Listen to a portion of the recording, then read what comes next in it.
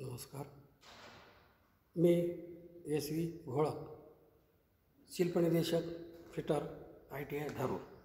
आज आपण vernier calliper याविषयी थोडक्यात माहिती घेणार आहोत. व्हर्नियर कॅलिपर हे आउटसाइड मायक्रोमीटर, इनसाइड मायक्रोमीटर आणि डेप्थ गेज मायक्रोमीटर यांनी जी आपण मापं घेत असतो, डेप्थ गेज मायक्रोमीटरने खोलीचे माप, आउटसाइड मायक्रोमीटरने जॉबचे बाहेरील माप, इनसाइड मायक्रोमीटरने जॉबचे आतील माप. हे मायक्रोमीटर्स हे ब्रिटिश आणि मेट्रिक या दोन्ही पद्धतीमध्ये मिळतात. हे सहाही मापं आपण व्हर्नियर कॅलिपरमध्ये एकाच वेळेला घेऊ शकतो, अशी व्यवस्था या व्हर्नियर कॅलिपरमध्ये केली जाते. या व्हर्नियर कॅलिपरमध्ये खालच्या बाजूला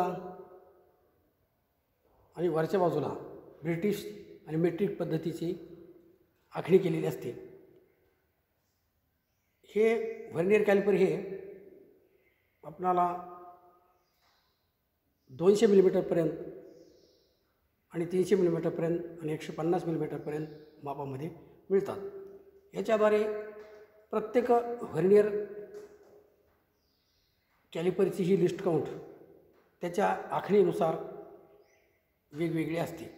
आता माझ्या हातात जे व्हर्नियर कॅलिपर आहे, जे आपण आज अभ्यासासाठी घेतलेलं आहे, हे याच्या मेन स्केलच्या 49व्या भागाबरोबर व्हर्नियर कॅलिपरचा 50वा भाग हा कोइन्साइड होताना दिसतो. आणि म्हणून अशा व्हर्नियर कॅलिपरची लिस्ट काउंट ही 0.02 मिलीमीटर असते. म्हणजेच थोडक्यात सांगायचं झालं त्याची व्याख्या अशी असेल, ज्या व्हर्नियर कॅलिपरच्या मेन स्केलच्या 49व्या भागाबरोबर व्हर्नियर स्केलचा 50वा भाग कोइन्साइड होत असेल, तर अशा व्हर्नियर कॅलिपरची लिस्ट काउंट ही 0.02 मिलीमीटर असते.